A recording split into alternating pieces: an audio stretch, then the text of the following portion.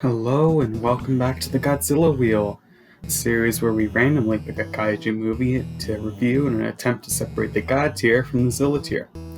Last time on the Godzilla Wheel, the wheel gave us Gamera the Brave. So without further ado, let's review. Gamera the Brave is a 2006 kaiju film directed by Ryuto Tasaki. I don't know if I said that right. It is the 12th and, as of now, final entry in the Gamera series and the first Gamera film I have ever seen. The film follows the story of a young boy who finds and befriends a baby Gamera and raises it to adulthood, where it must fight the kaiju Zetas, all while dealing with the dilemma of whether or not to self-destruct to instantly beat Zetas. Kaiju/SFX. Unlike Godzilla vs. Megaguirus, Gamera the Brave knows how to use modern digital effects properly. In the rare instances where CGI is used, it's usually used to enhance the practical effects and not replace them. What I hate about the domination of CGI is that we stopped using practical effects when they really started to look amazing. This looks better than the Millennium Godzilla films. The miniature worlds feel fully realized and the kaiju look real. There's some very impressive stuff in this movie. At one point Gamera gets stabbed in the hand and you can really feel it. It looks great. Point is, it gets a perfect score for SFX. But what about the kaiju themselves? Well, what can I say? I love this turtle. This Gamera costume made me fall in love with him, and I really want to compare this to the other movies now, since I haven't seen them. He's obviously threatening, but he's still cute. As for Zetas, now don't get me wrong, his suit still looks great, but the design feels a little bit generic, like a stock kaiju villain from like Ultraman or something. For kaiju/SFX, I'm giving Gamera the Brave a 9 out of 10. I love it, but I don't feel like this is the best kaiju movie can get. I feel like we will give out a 10 in this series, but I don't think this will be it. It could do more, specifically with Zetas, who isn't even in the movie that much. Which brings us on to our next segment. Kaiju Hijinks. Now, Kaiju Hijinks is a hard category to review, because Gamera's got a lot of high quality hijinks, but not when he's big. The most hijinks happens when he's still a baby, like normal turtle sized. So does this count as Kaiju Hijinks? I don't know. I enjoyed it. It is hijinks, but it's complicated. I can't give it full points. There are some stand-up moments from the two main fights though, like when Gamera is thrown into a building, and when he climbs up Zetas' tongue. In the prelude scene, we get to see the previous Gamera blow himself up, which is awesome. There's all the motivation for the hijinks, which goes a long way. Baby Gamera doesn't realize what he's doing.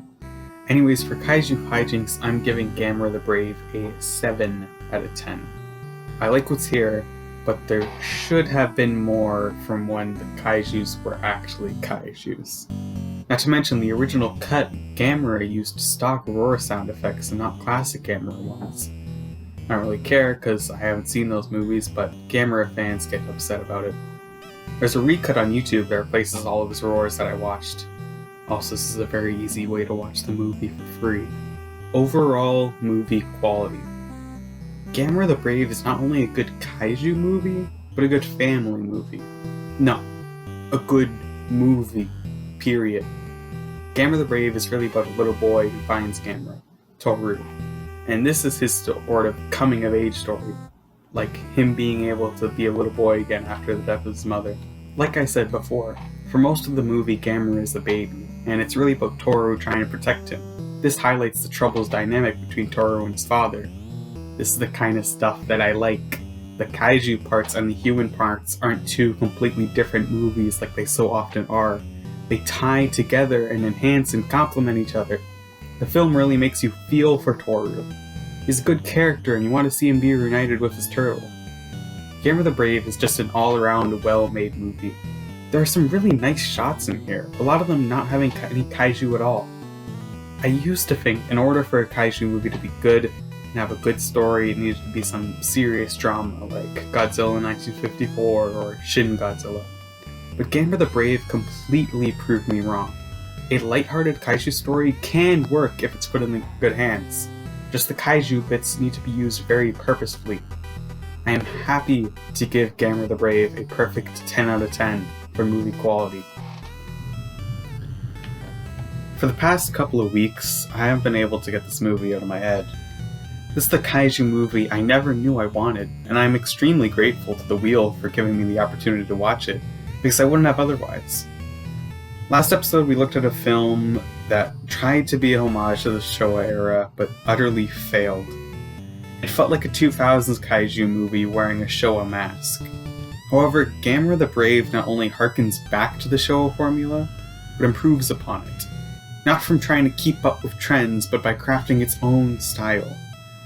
I implore you, if you're someone who loved the Heisei Gamera trilogy for its serious themes and all that jazz, but didn't care for Gamera the Brave because it's not anything like that, give this movie a second chance with an open mind. I don't think you'll regret it. With all that being said, Gamera the Brave gets a final score of 26 out of 30. Wait, what? 26 out of 30? Oh yeah, I guess I gave it a 7 out of 10 for Kaiju Hijinks, didn't I? Well, that still makes it first place, but trust me when I say that even if it gets overtaken by a ton of movies, this one is still essential in my books. Anyways, before we spin the wheel again, I feel the need to say that I might be taking a break from the series to focus on some bigger projects. I've barely started work on my next non-Godzilla video, and it's looking like it's going to be super long. I have nearly 400 words of notes, and I'm only about a fifth of the way through the note-taking process. Oh, also, if you enjoyed the video, leave a like and subscribe and all that good stuff. Anyway, let's spin the wheel.